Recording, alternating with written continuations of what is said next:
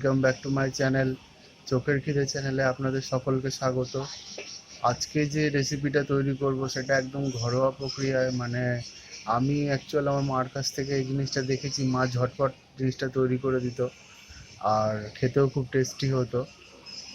তো চলুন আজকে রেসিপিটা শুরু করব। আজকে বানাবো হচ্ছে মিষ্টি সুজি।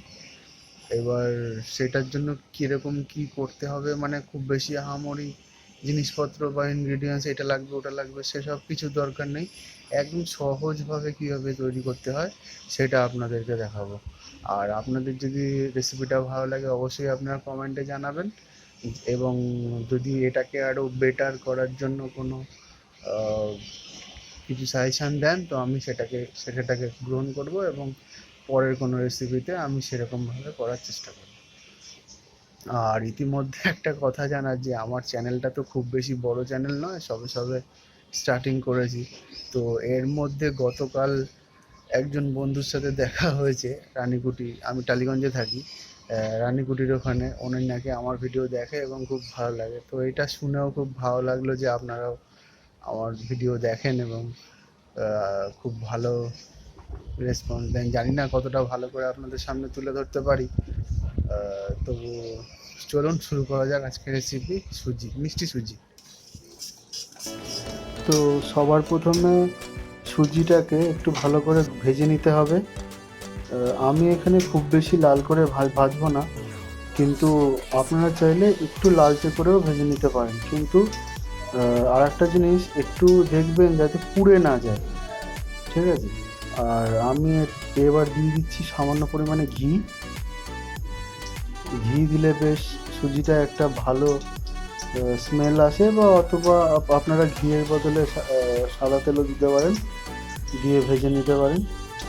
আর দেখুন আমি ঘি খুব বেশি ঘি দিইনি, 1 চামচি মতন দিয়েছি। যেহেতু আমার চামচিটা ছোট তাই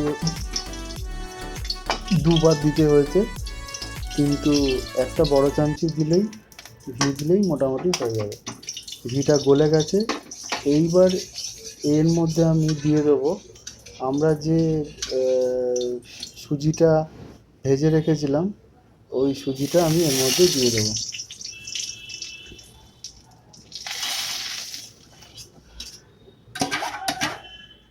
এবার এটাকে আমি ভালো করে নাড়তে থাকবো যাতে ঘিটা পুরো ভাজা সুজিটার মধ্যে মেল্ট হয়ে যায়। এই সময় সবসময় নজর রাখবেন যে গ্যাসের ফ্লেম যেন হাই না থাকে। হাই হলে কিন্তু নিচে লেগে গিয়ে পুড়ে যেতে পারে। এবার আমি অল্প অল্প করে দুধ অ্যাড করবো এর মধ্যে। আপনারা দুধের পরিবর্তে জলও অ্যাড করতে পারেন, কিন্তু পুরো দুধটা বা পুরো জলটা একসাথে দিয়ে দেবেন না।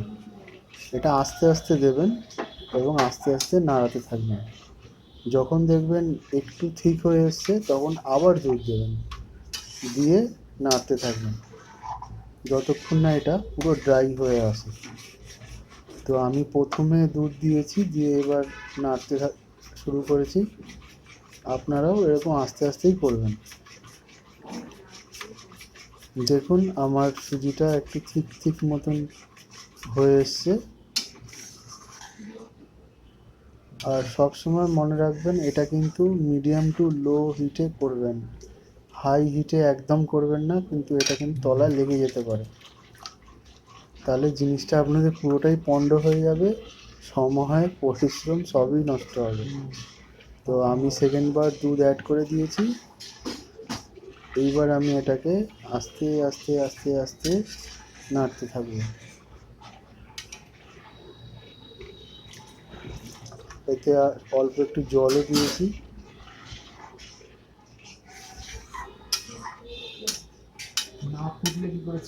এইভাবে নাড়তে থাকবেন খুব আস্তে আস্তে। এবার এটা আমি কিছুক্ষণের জন্য ছেড়ে দেবো। যখন দেখবেন যে এরকম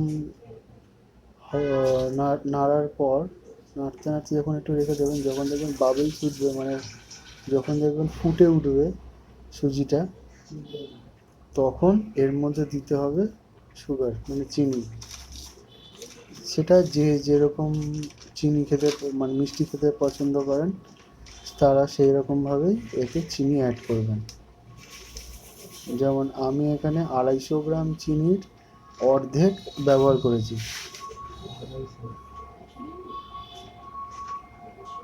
আমার চিনি দেওয়া হয়ে গেছে, এবার আমি এটাকে আবার ভালো করে মিশিয়ে দেবো। দেখুন আমার সুজিটা একটু গাঢ় হয়ে গেছে। এবার আমি চিনিটা অ্যাড করে ভালো করে নাড়িয়ে বেশ কিছুক্ষণ সময় ধরে নাড়িয়ে এটা যখন আরও ঠিক হয়ে আসবে, মানে জল ভাবটা থাকবে না, তখন আমরা এটাকে আস্তে করে তুলে নেব অন্য জায়গায়। এটা বানানো খুবই ইজি এবং খুব চটজলদি হয়ে যায়। তো আপনারা এটা অবশ্যই বাড়িতে ট্রাই করবেন এবং কমেন্ট বক্সে লিখে জানাবেন যে যদি এর মধ্যে আর কিছু অ্যাড করতে হবে বা করলে ভালো হবে, সেটা আপনারা আমার কমেন্ট বক্সে জানাবেন। তো দেখুন আমার সুজিটা মোটামুটি রেডি হয়ে গেছে। এবার আমি এটাকে অন্য একটা পাত্রে তুলে নেব। আর ভিডিওটা যদি আপনাদের ভালো লেগে থাকে তাহলে প্লিজ রেসিপিটা আপনাদের আত্মীয় স্বজন বন্ধু বান্ধবের মধ্যে শেয়ার করবেন।